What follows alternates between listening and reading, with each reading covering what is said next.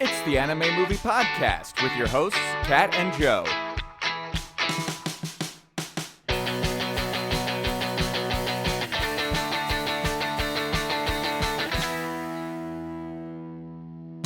Hello and welcome to the Anime Movie Podcast with your hosts, Kat and Joe. Today we are talking about the third short film in Katsuhiro Otomo's Memories from 1995. The film is called Cannon Fodder. I don't know if that's actually a direct translation of the Japanese title. I don't know. And I would be remiss to necessarily even call this a film. What? I mean, I don't know where you're going with that. Is that like this is so bad I won't call it a film? No. Or it's so very short. It's well, very short. Short film. Yeah, I guess so. But I mean, this is part 3 of Memories, and the other 2 were significantly longer. It felt like I was very surprised with how short this was. I was like, oh, it's over. Oh, okay. What is the running time? I'm not quite sure, but it seemed like it was only like 20 minutes. Because the other 2 were 45. And whenever I look up information about this, it only gives me like the full runtime of everything. Okay. As opposed to like a breakdown of like Magnetic Rose was 45 minutes. This other one was 45 minutes. And this, yeah. So I'm not quite sure how long it is. Well, the phrase cannon fodder is soldiers that are expendable in war. Should we do a spoiler-free synopsis? I don't really know. I think this is so short that I don't know how much we can talk about. I feel like it's blowing your mind. Well, it's like I don't know what we can say that's not a spoiler. Sure. You know what I mean? Yeah. I mean, I think that we can say that this is like a slice of life in some kind of a dystopian future and or alternative reality. Okay. Did you know that all of these movies take place in the year 2092? Oh, no, I did not know that. Yeah, apparently, according to IMDb anyway, that all of them take place in 2092 for some reason. And so that's a distant future for Cannon Fodder to be living. And the setting is like a very steampunk future. Like there's a lot of gears and machinery all over. Like even in the house, it's just all gears and metal and very cold, very war torn. Like it seems like there's this huge like war torn thing going on for Cannon Fodder, and their society basically revolves around these giant cannons that everybody works in, or they provide some kind of support to the cannons. And when you're in school, you learn about the cannons and how to become a cannon operator or some kind of support for the cannons. So, yeah, it seems like the women work in factories creating, artillery and ammo for the cannons, and the men seem to be sort of worker bees in these different cannons across this society. And you get definitely some World War II and also Soviet era Cold War imagery. You have writing on different signs and buildings, which is legible in English, but is so stylized that it looks like it's supposed to be like fake Russian. Yeah, like some of the letters are backwards and have like extra accoutrement to like the O has like a dot in the middle and the R's and L's are backwards, so much so that we had to rewind a thing to be like, what does that say? Can we read that? And eventually we got to the bottom of it. But and when it said S, it kind of looked like it always had it as a double S. And it looked like the S's in Kiss, as in the band. I was going to say that it looks like the S's in Nazi Germany. Okay, sure. Yeah. It was like an insignia on the Nazi soldiers. They would have it on their lapel, and it was like the SS, and it looked like 2 lightning bolts, and that's what I guess distinguished the Nazi soldiers from, I guess, America. No, that's exactly what that looks like. Yeah. Yeah. So that's basically all we can really say without spoiling it. If we didn't spoil the entire movie already, I don't think so. But dystopian future, society revolves around these cannons. What did you think about the animation? I almost want to talk about it in the spoiler section because there's so much to talk about. Okay. But what I'd like to say broadly, generally, is that it was a very unusual mix of styles of animation. And the actual sort of cells, the characters, the sort of foreground animation reminded me a lot of European storybook drawing, sort of illustration in books, and European and American illustrations in books, and was very. It was not trying to make it clean at all. It wasn't trying to hide the pencil lines or anything. If anything, it was trying to show them even more. So it looked like very old animation or like illustration. Whereas there was a mix of CGI and random moments that were actually really cinematic.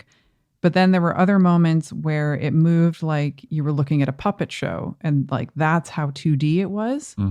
So it was a lot to take in visually. Yeah, I thought that the animation style was incredibly unique, and I didn't even know if that was because I wrote down CGI, but not CGI because I wasn't sure if it was CGI. But it was very. What I thought of the animation was the transitions between scenes were so fluid. It was like a one-shot film, but through animation, and there was never any cuts. It just seemed to flow right into the next scene, into the next scene, into the next scene. And I thought that was really super cool. And I get what you're saying about the old storybooks animation, because you're right. It was very, the pencil lines are there. You can see it. It's not clean at all. It's not perfectionist, which I kind of like. I thought it was pretty interesting. Where my mind went with it was I felt like it looked very Tim Burton-y. I'd say more Edward Gorey. Okay. I don't know who Edward Gorey is. Oh, there was it's similarly would have merch at Hot Topic. But he writes a very dark poem that's semi-famous that's about children dying. So there's different letters of the alphabet and the different ways that the kids die, and the whole thing is illustrated. Yeah. And it's dark. I just looked it up on my phone, and yeah, I could see that as well. Yeah, that's definitely a good call. I think what makes it like kind of like that for Tim Burton for me is just because I hearken it back to I guess Edward Scissorhands, and where he lives in a castle, and it's always like people working on sciencey things, and Jack Skellington had his lab where he was experimenting with Christmas stuff, and even the scientist in Nightmare Before Christmas who created Gone Again. Yeah. Yes. Yeah. He looked so much like a math teacher I had. It was weird. But, there's always like all this kind of steampunky type thing. So that's why my mind went to it. And then at certain points, like the characters have such bags under their eyes and like dark circles around their eyes that it reminded me a bit of like Coraline. Sure. Which is Coraline Tim Burton? I think it is. It might be. I don't know. And like the Corpse Bride. But yeah, that Edward Gorey thing, that's a good call too, because I just looked up some of that stuff, and it is very not clean, and it is very, dark circles around the eyes. I think some of this animation almost mimicked claymation as well, which might remind you of Nightmare Before Christmas. Okay. Yeah, I could see that too. I don't know. I just really loved the transitions. Like, it was so neat how it just flowed through everything. There was one transition that kind of reminded me of being in a music video. How just like you'd have in a sitcom where they kind of have half a house that's kind of, cut down the center. And sometimes the camera will switch between two rooms, but it'll just kind of, magically go through the wall into the next room. And you kind of had moments like that going on in the animation as a transition between two scenes. Yeah. I think what I found really impressive about this film was how little time it was as far as running time goes, but how much it really built a world. There was some very fast world building, and we got no character names. You never really deeply related to anyone or anything like that. It didn't set any sort of emotional connection up as far as I was concerned.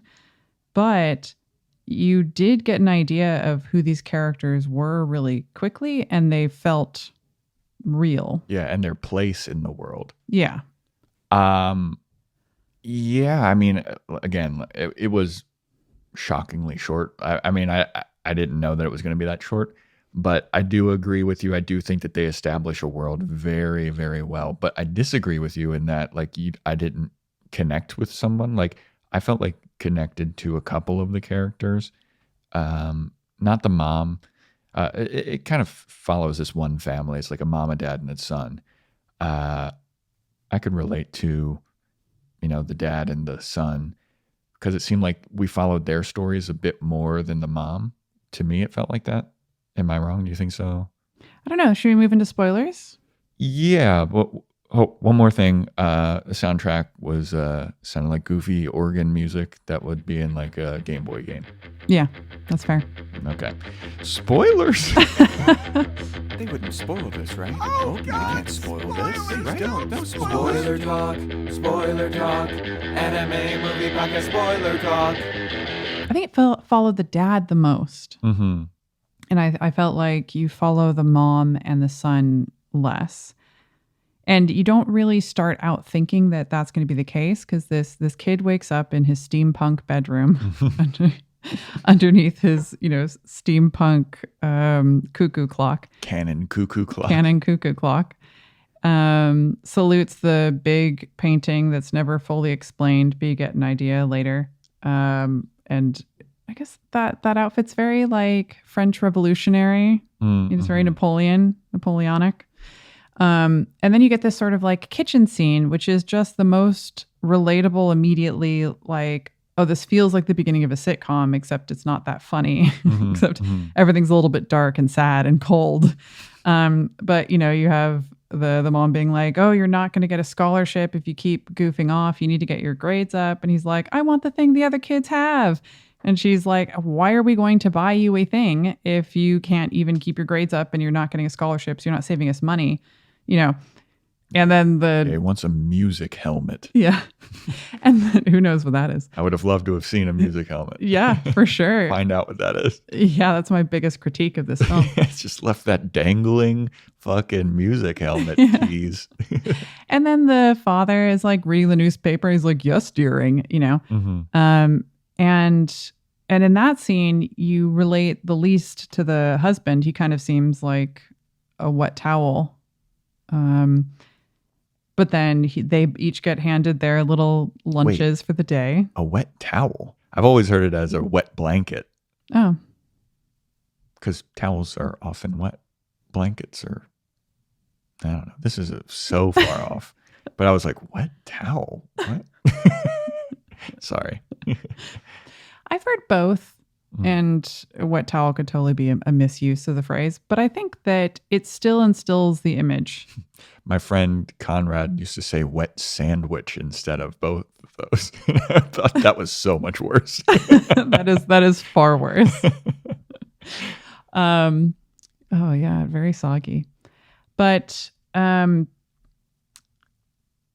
the dad's just kind of yes dearing, and he doesn't seem to have a personality at all. And then the kid and the dad get handed lunches to go off into the world, and it kind of feels like, oh, this mom is the only person who knows what's going on in this family for a second. And then you never really see her again. You kind of see her clucking like a hen with the other chickens at the factory and that sort of thing. Yeah, when she's working later. gossiping. Yeah. Gossiping about some other employee or something. Yeah. I don't know. Yeah, then that's really the only kind of thing that you really see of her. And then you have a scene with the kid at school, and he's daydreaming about his future in canonry. Yeah. Can you say that? I don't know. I wrote down he dreams of being the head cannon guy. Yeah, the head canon guy. Head cannon firer. New lead canon guy. Yeah, hot new lead up on the scene cannon dude. Yeah, he wants to be a cannon firer rather than a cannon loader. So he doesn't want to be one of the worker bees. He wants to be more, in the larger than life sort of role. And we come back to the kid later, but for the most part, the rest of the story is kind of following the dad. I mean, not even at certain points. Like I wrote down in the notes, I was like, they have a scene where they're loading the cannon, and it felt like it lasted an eternity. It felt like a long time. As we were watching it, I was like, man, because at the time I was thinking, oh, this is another 45-minute one. I was like, man, they're devoting like a good percentage of this movie to just a loading cannon scene. And little did I know, they invested quite a bit more percentage into this film of the loading cannon scene. Like this movie is pretty much all loading a cannon. Yeah, and I think that it's going through all the steps. It's very, very careful to lead you through every single step of this loading of the cannon, and having the communication back and forth from the tower to the sort of worker bees, and it feels like you are literally going through every single step. Whereas, movies will usually be like, throw out some kind of jargon sounding something or other, and then, we'll cut to the cannon firing. But this was like, okay, step one, like reading IKEA directions for how to put a cannonball into these cannons. And I think that you're supposed to get the idea that this is this repetitive thing that's happening over and over again, and you're supposed to feel kind of bored by it. But yeah, I think that you kind of get the idea that this is like a dictatorship, an authoritarian sort of society, except that there are protesters, and it's very specifically shown that there are protesters who are sort of environmentalists and a couple of other sorts of protesters. Yeah, I think that what they're protesting isn't like the war or that they're, firing cannons all the time. But from what I got, it seemed like they were protesting like hazardous working conditions. Like they're all on board with firing these cannons against their enemy, which I have theories about. Okay. But the protests seem to be about like, hey, we're inhaling all these toxic fumes. Like, can we get better stuff so we can fill this cannon in a healthy way? But still, a lot of authoritarians or dictatorships do not allow for protesting at all, protesting of anything whatsoever. Yeah, and maybe, you see one person in the back, if you look closely, that's holding up a sign that says no cannons, and they're being like pulled off by the secret police. I don't really? know. No, okay. I'm just saying, like maybe if you look closely, happen? You'd see a clue that, you're only allowed to, protest on behalf of the environment. But you're kind of right that it isn't anti-government to be asking for better working conditions. But still, you wouldn't really expect for, the Soviet Union, for example, to allow protesters to gather en masse to say that there was anything wrong with anything happening. Yeah, I guess that's true. I don't know. I feel like if it was a protest like the one that's shown, they're not protesting the work or the result of the work. They're like, hey, we want this to be like a good place to work. Like we want it to be a little better conditions so we can fire off all these fucking cannons, Don't you want us to be like happy and working and firing off these cannons? So maybe that would be allowed. I don't know. I've never been in a dictatorship, so I don't know. Well, last summer, me and Tom went to a dictatorship, and boy, we had a great time. Yeah.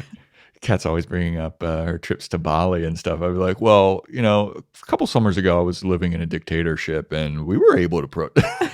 We were able to protest working conditions. I mean, they didn't see it. There was one more thing I wanted to say about the animation, and that is how much it reminded me of some kind of 1960s style collage animation. Like, if you've ever seen any of the Beatles animation stuff, especially with the clouds, there was a lot of like that sort of magic emotica stuff where it was like collage and weirdly like I know exactly. It's like the background and the foreground is moving at the same time, and like Yeah, there's bits of that. And then remember the cloud after? yeah, after the cannon shot. Yeah. That I thought of Magic Emotica from that moment too, because it didn't fit the animation style No. that we'd seen up until that point.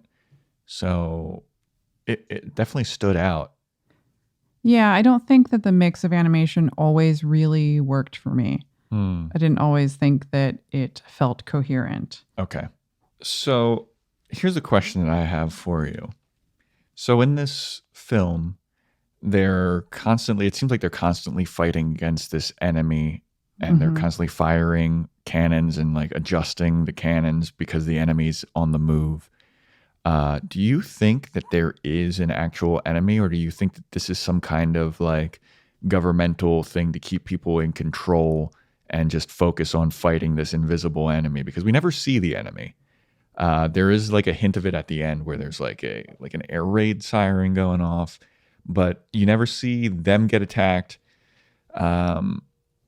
Yeah. So do you think that there is an enemy, or do you think this is just some kind of made up invisible enemy? I don't think it stands out a lot that it's not mentioned who or what it is or might be. Nothing in this film has names. We don't get a name for where we are. We don't get a name for any of the characters. We don't get a name for the enemy. So the whole thing is this kind of Just has a day this in a life. anonymity Yeah. to it, which these people all seem to kind of have a bit of an anonymity. They all just kind of fit into a certain role, and it doesn't really matter what their name is or who they are, or, Yeah. you know. Cogs in the machine of the cannon. Yeah, exactly. That should be the real name of this of this film. But I think that there is evidence to suggest that this war is endless. Mm-hmm. So, as the film is kind of starting to wrap up, you get this news report with the family is back at home. They're listening to the news, and it's kind of going through, all the canon numbers. I think is the highest number 17. Yeah. I'm going to be honest, I wasn't really paying attention. Like I saw like the individual cannon like things were like, hey, this one got fired 3 each, this one fired 1 each, this one fired 4 each. But yeah, so it's kind of giving the number of firings off that each of these cannons had. And then it lists what kind of hits to the quote unquote enemy. And so it's like 5 major hits, this many medium hits, 1 light hit, 1 undetermined. And you get the impression that this is a daily news report. yeah. This happens all the time. They go do the cannon firing thing, and the dad goes to the cannon firing thing. The mom goes to the factory. The kid goes to cannon school, and they all come home, and then they watch the news report of what happened at the cannons today, and then they switch the channel to a sitcom that's canon themed.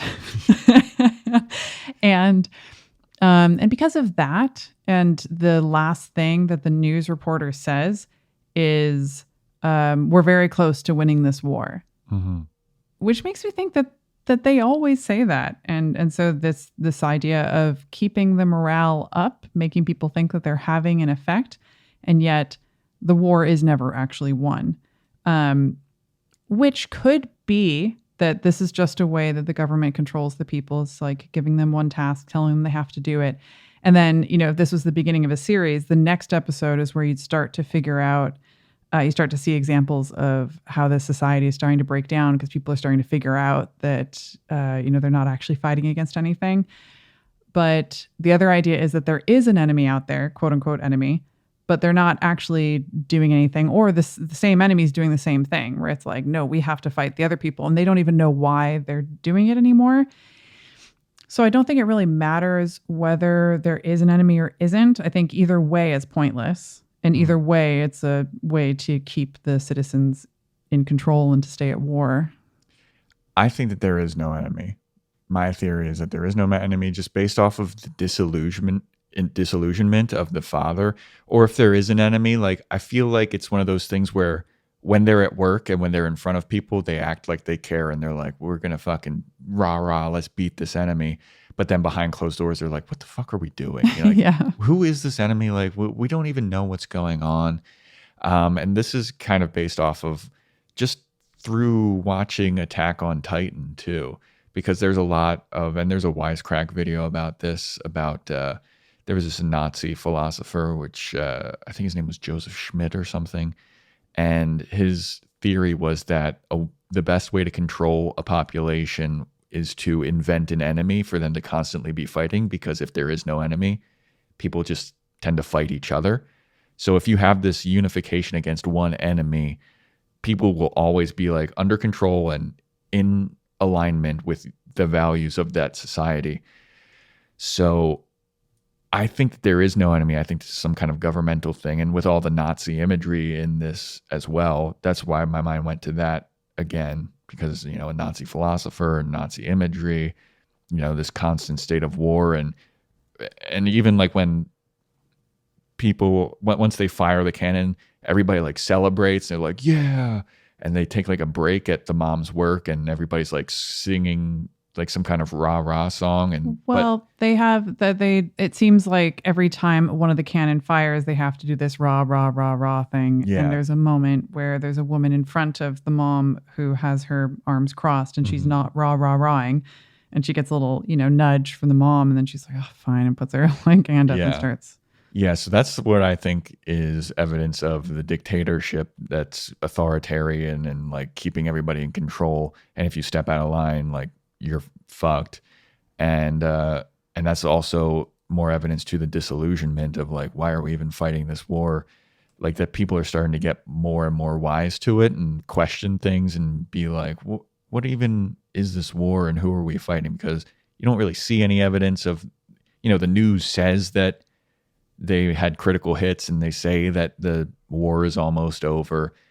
But based off of the reactions I see of the dad, it doesn't seem like he believes it. And it doesn't seem like it's an actual sentiment of the people that are in this society, because it seems endless. And then when the kid asks, like, who are we fighting? The dad's like, I'll tell you when you're older. And I think that's also another clue to be like, there's nothing going on here. He didn't even say, I'll tell you when you're older. He just said, you'll understand when you're older. Yeah. So that's why I even more so than that, because because then he doesn't really have anything to tell the kid at that point. He's just like, you'll understand. Like maybe this is just like to keep everybody in line and just keep going and, you know, don't question things and you'll live a quote unquote happy life. And I don't disagree with you. And I think that especially when so many of these short films in memories have felt very much like short stories, and that would be a very pithy message in a short story. So I'm not at all disagreeing with you. I just don't know that there isn't something that they are firing at. It's kind of like, you know, the Nazis picked Jews and picked, you know, people of color as the enemy. So those are real people, but obviously not a real enemy, not anyone who should be an enemy. So I think it's still possible that there's something out there that they are actually shooting at, another society or something, but I don't think that they should be, and I don't think that it's justified to be. I think they're shooting at the Titans. Shooting at Atlantis. Yeah. Out in the ocean. Did you... one part of the movie that I really liked was once the dad saw his son's drawing of how he wants to be the head cannon firer dude. Yeah.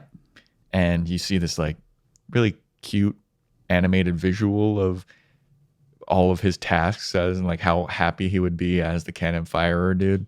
I thought that was another piece of unique animation. I did really like going into it, and you have this close-up on this crayon drawing, and then it transitions into actually being the full frame animation of it. And that was pretty cool. There was a funny moment where, you know, he starts out sort of happy walking in his like Napoleonic French Revolution suit, carrying a sword in 2092 as a crayon drawing adult. Or as a crayon-drawn adult form of himself.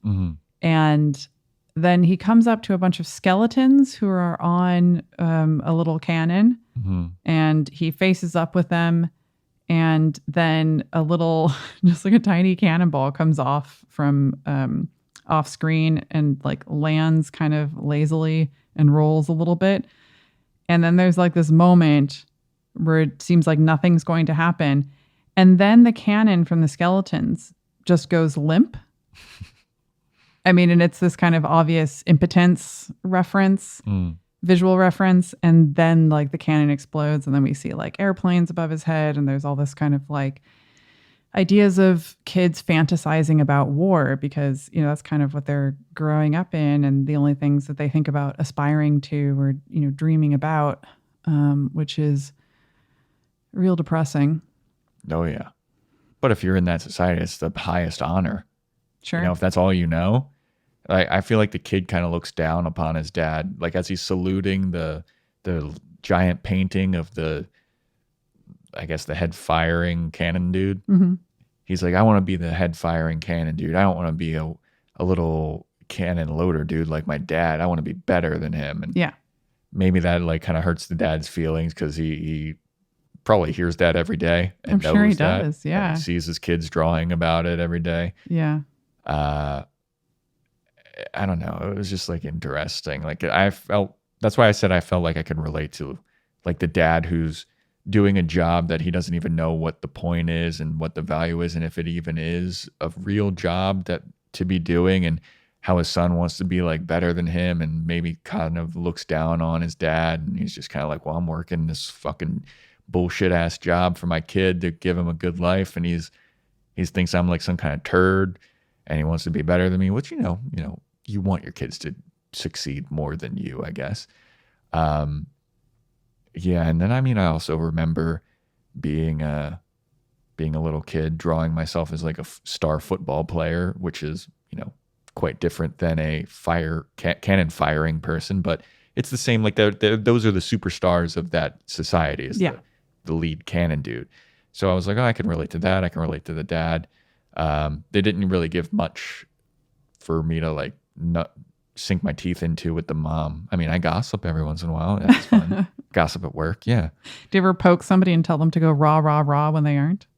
I mean, if I was in a dictatorship like I was 2 summers ago, you know, I remember doing that pretty vividly. So you know what? Good point. Did this strike you as being really nail on the head for anti-war? No, I mean, it was just so short. It was so short that I didn't even know what I was watching. Like I was expecting more, and I was expecting more to be elaborated on. Like, was there a real enemy, or what was going on? And then it kind of ended. I thought it was so nail on the head, ham-fisted anti-war. I thought that it would really trigger you. How do you think it was so ham-fisted, nail on the head, anti-war? Because the entire thing is anti-war from the moment it starts. It's showing this awful, you know, idea of this cold, sad future, which has everybody focused on war. And the idea is if you're not focused on war, that society would be good and better, and these people would have more purpose and would be enjoying their lives. I disagree. I think this is the complete embodiment of that Nazi philosopher dude's theory. Is that like this society seems to be, I don't want to say thriving, but it seems like, you know, the kid thinks that he has a purpose in life, and his purpose in life is to be this cannon firer. And everybody in the society's lives revolve around these cannons. And I mean, I'm not going to say that they're happy, but they know their place in society.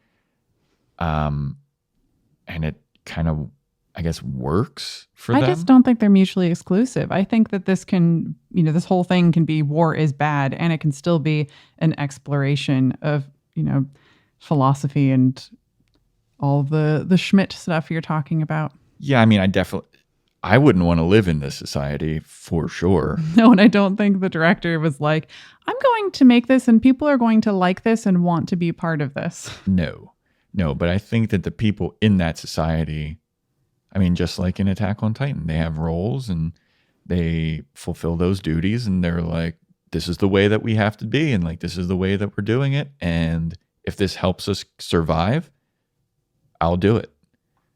Now, are those people happy? Definitely not.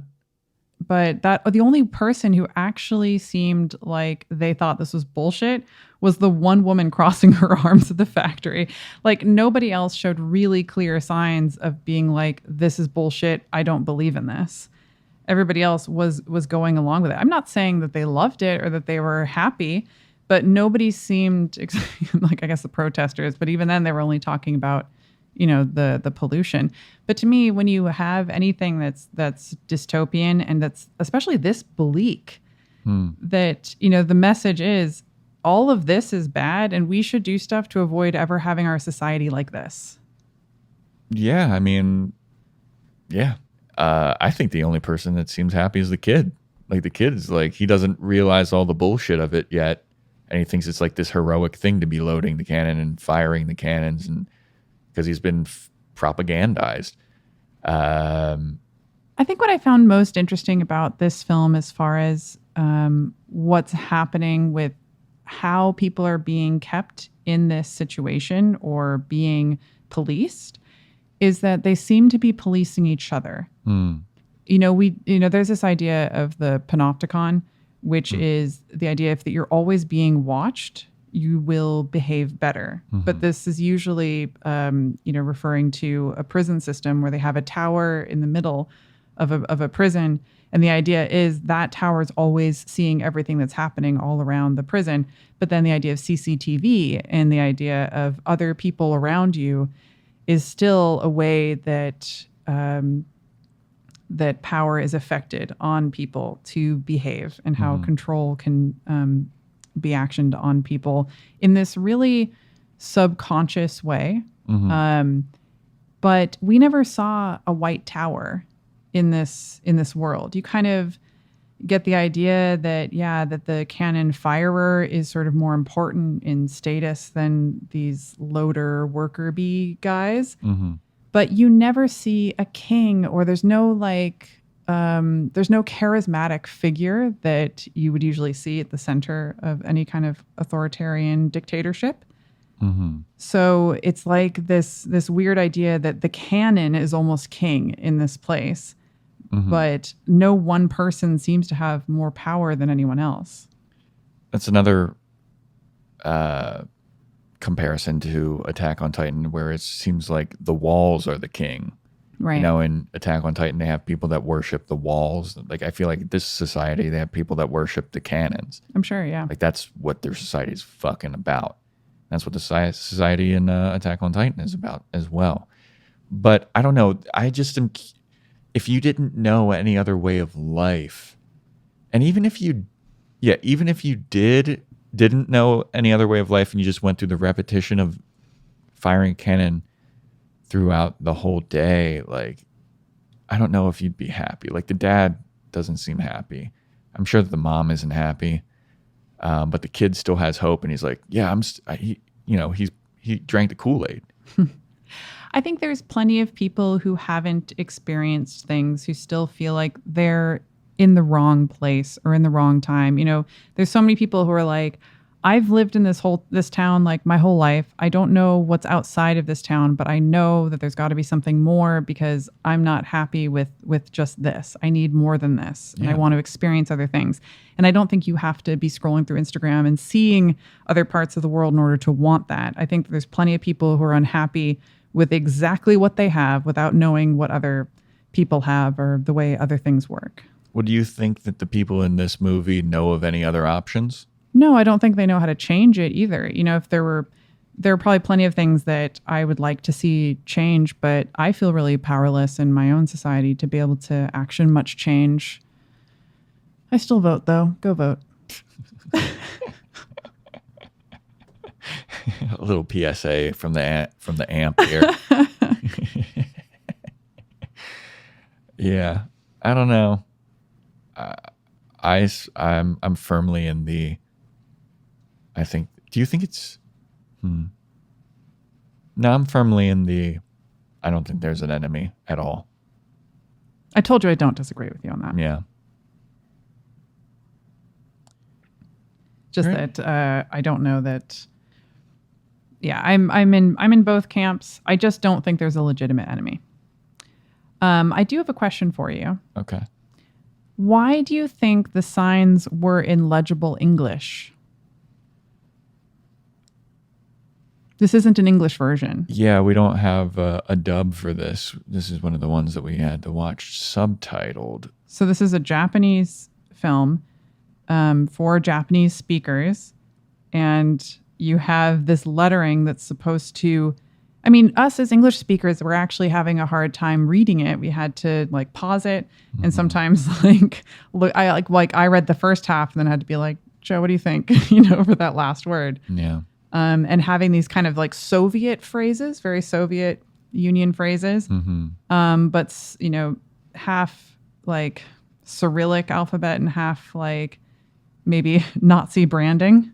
Yeah, you would think if it was something like that, they would either put it in German or Russian. Yeah. Because like if this was intended for Japanese audiences, they wouldn't be able. Well, maybe, I don't know. English is, I feel like, one of the most spoken languages in the world, if not the most spoken language. I think in Japan and in Tokyo, you might find a decent number of people who could speak a tiny bit of English, but I don't think it's as common to speak English in Japan as people might think. Yeah. So I'm not quite sure why they would have it in fucked up English. Yeah, but because we see it so frequently on so many things, I feel like it's supposed to mean something, and maybe it's supposed to be like Easter eggs, where it's like most people won't be able to understand this, but somebody will be watching this and recognize like, hey, I speak some English, I can actually read that. Yeah, and then they're able to like go back and read more of it if they want to. So it's kind of like an extra a bit of story world building that you can opt into if you have the skill to, language skills at least. Well, I just looked it up. The most spoken language in the world, according to Babbel.com, is Chinese. Then number 2 is Spanish. Then number 3 is English. And number 4 is Hindi. Number 5 is Arabic. In the year 2020, like that's what those stats are from. So it could be different from back in 1995, but no, it's a little bit reductionist to look at it that way, because the reason why Chinese is the most spoken language is partly because China is one of the most populated places. Yeah. So most people speaking Chinese are in China. Yeah. And India is one of the most populous places in the world, and so that's why Hindi is on that like top 5 list. But there are very few countries in the world where you have big populations of Hindi speakers, for example. So, I think French and Spanish are spoken in really high number of countries that are kind of spread all over. And obviously English is spoken in a lot of places. So I don't think that you can just look at a list of the languages most common in the world and be able to tell sort of pop culturally what you might see the most. Yeah, I'm trying to think of a reason why it wouldn't have been in Russian or German, and I just can't. Maybe Russians and Germans don't have access to anime, and they want whoever has access to this, or they have no interest in anime.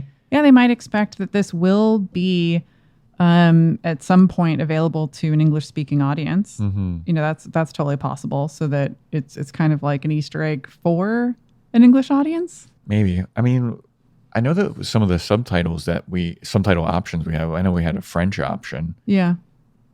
I'm not sure. I have no answer to this question aside from a lot of conjecture.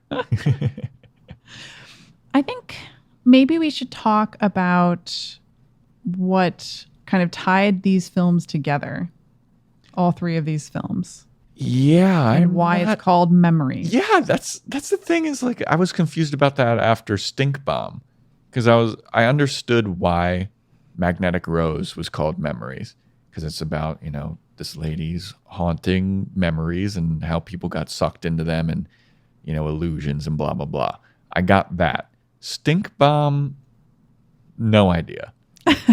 This, no idea. And it would be weird to have a thing called Memories, and all of these are supposed to be set in the future, because memories are something of the past. Yeah, and that could be purposefully ironic. Yeah, but starting off with Magnetic Rose and it being specifically about memories kind of sets you up for it to be about memories, I guess. Sure, it does. It gives you an expectation of like, this is going to be a theme throughout all of these. And then you get to Stink Bomb and it's just a guy that kills people that he comes into contact with. And spoiler, sorry if you didn't listen to our Stink Bomb episode or see Stink Bomb, but that didn't really have anything to do with memories. Could you imagine if you'd seen Cannon Fodder for some reason, but not seen Stink Bomb? Right? How weird that would. Maybe that's up on YouTube independently or something. I don't know. But for this, I don't know either. Why do you think it could be called Memories? You think there's a link? Well, this of all the three films, this is the only one that is directed by Katsuhiro Otomo. Mm-hmm. All three of them are based on things that he's written in the past. Mm-hmm. So I think that part of it has to do with his own memories, as in like these are his stories collected from the past. That's a good theory. About something in the future. So it's remembering these ideas he had about the future. All right. That's my theory. That's a good theory. I mean, it's better than what I had, which is, I don't know. I don't know. It didn't really make much sense to me. What about you? Do you think that this was the optimal order for this, though? So we start off with Magnetic Rose, which is part 1. Then we have Stink Bomb, which is part 2. And then Cannon Fodder is part 3. Do you think that this would have been better utilized in a different order? I think I always would have liked Stink Bomb to be in the middle. Okay. But I could have switched the order of Magnetic Rose and Cannon Fodder. Although I think that for the most part, you always want, I mean, for example, I work in television and we have an 6-act structure. Mm-hmm. And as a rule, you always, and this is for a 44-minute episode, as a rule, you always want Act 1 to be over 10 minutes. Mm-hmm. But by the time you get to Act 6, networks say, please, at least 5 minutes. So the idea is that you put your longer acts towards the top, get people into the story, and then as it goes on, you make the acts shorter and shorter. And that's typically true in intermissions for shows as well, that the first half of a play is going to be longer than the second half of the play. Mm-hmm. And it's partly because you want to keep your audience there for longer to begin with, let them have a break, and then have the second part feel shorter. See, coming from the comedy world, we have a different way of ordering things, and that's why I think that this is not the optimal order. I think in comedy, you typically start out strong. You start out strong with like good jokes that you know work, and that gets the audience on your side and it gets them more relaxed and to be like, okay, this person knows what they're talking about. They know what they're doing. They're a good comedian. So you start off with good jokes. And then in the middle, that's where you kind of work in. If you're working on new jokes or something that you're not too sure about, you put those in the middle because you've already built up that goodwill with people. So they'll be more likely to go along with you through the new stuff or some stuff that you're working out. And then you end with, your closer, which is, your best stuff. And that proves like, hey, maybe that middle stuff didn't work, but let me bring it back to you and prove like, hey, let people go home happy, I guess. So if I were to reorder this, I would probably put Stink Bomb first, have Cannon Fodder in the middle as kind of a vignette interstitial type of thing. Okay. And then end with Magnetic Rose, because I think Magnetic Rose was just like so perfect and awesome that having it first really sets you up for disappointment afterwards. I read an interesting article about somebody who tore apart Magnetic Rose. And really? Yeah.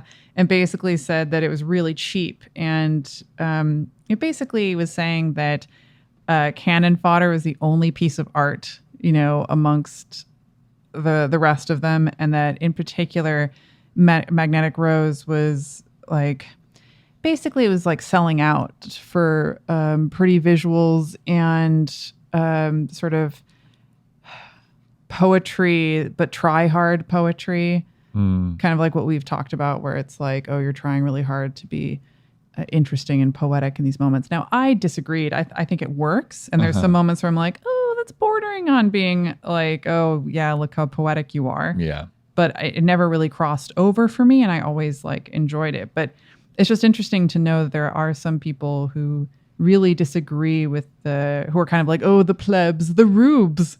They love Magnetic Rose, but the true people who understand art and film, they like Cannon Fodder. I mean, I could see a person arguing that, and I could see how people would value the art and the symbolism. And I mean, we've talked about Cannon Fodder, a potentially 20-minute long movie for an hour. We came into this podcast being like, I don't know if we'll be able to talk for an extended period of time about this movie. And here we are sitting at an hour. There's a lot of theorizing and thought-provoking things that you could say about Cannon Fodder. And I believe that the art is very good in it. But there's just not much to it, I don't think. And I could see how a pretentious art person would argue that, actually, Cannon Fodder's the best one in Magnetic Rose. Like, no one's arguing for Stink Bomb. Stink Bomb sits squarely in the middle. But I could see how someone would derive a lot of meaning and poetic stuff about Cannon Fodder, but I just didn't. I don't know.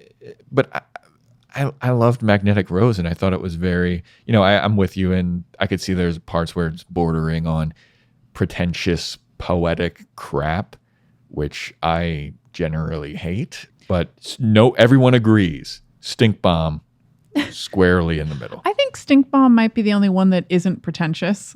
Yeah, it's very not pretentious. It's actually pretty fucking hilarious. Yeah. And I think that Magnetic Rose would have felt a lot more pretentious had it not have had such a scary element, the horror element to it, and the stuff about it that was really unnerving. I think that without that, it wouldn't feel as balanced or as interesting. And I think that Cannon Fodder is a little bit pretentious, but it's very 1984. And Fahrenheit 451, and it kind of has whispers of that. And I think it really effectively shows it in a short period of time. But I don't think it said anything new either.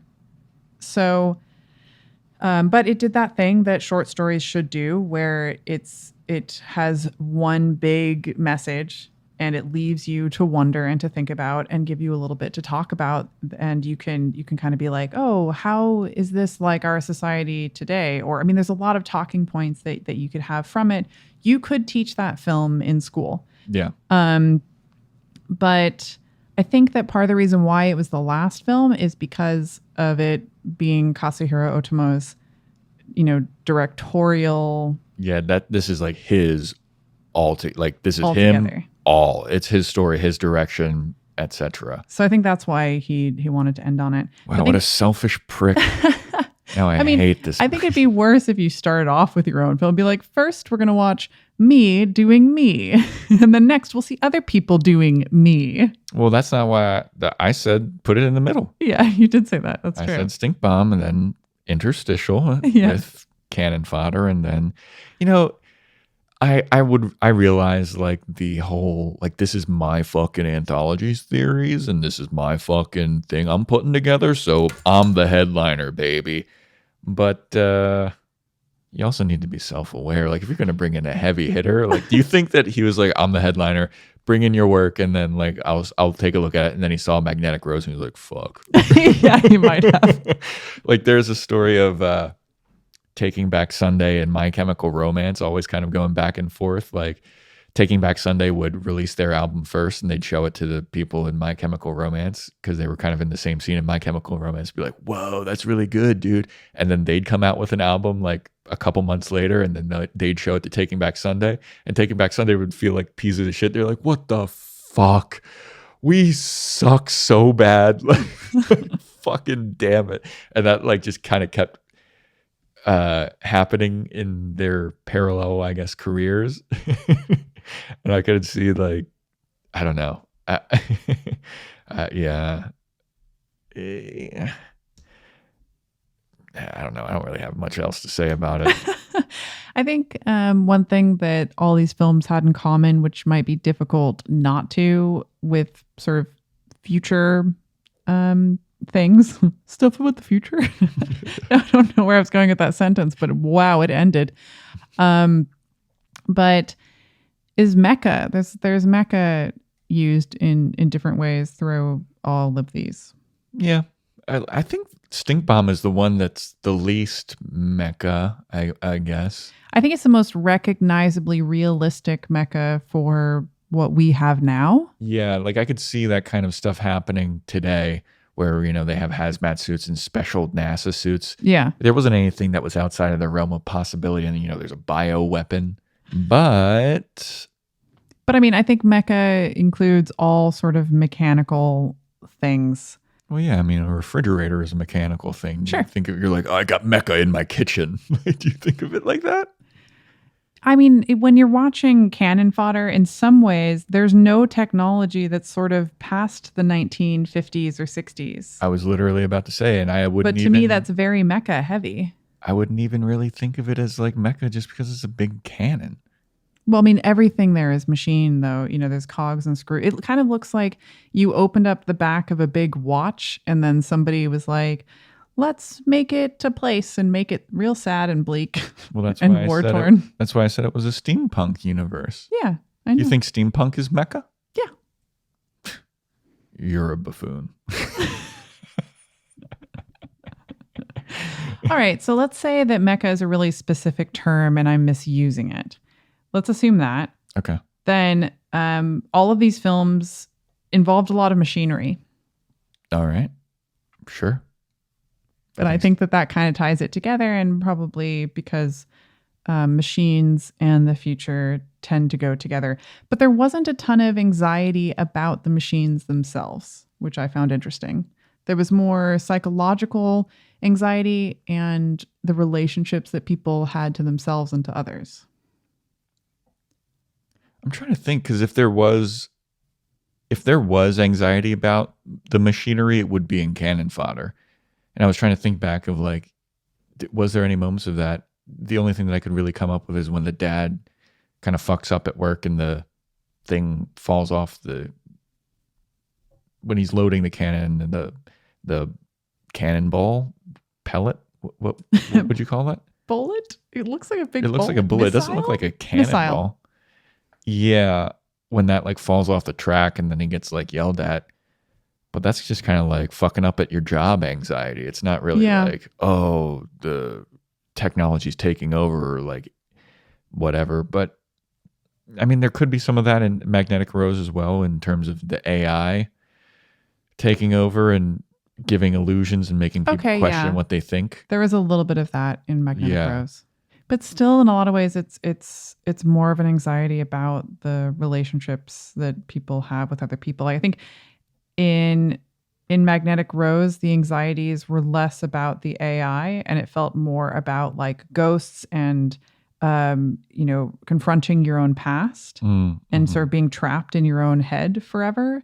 That sort of stuff came up to me as the stuff that was more terrifying. Can it be both? Sure. I think it can be both. I'm always a fan of not picking one thing. I know. Gives me fucking anxiety. Let me tell you. Your indecision. Anywho, anything else to say about old Cannon Fodder and maybe even memories as a whole as we kind of wrap up the whole anthology?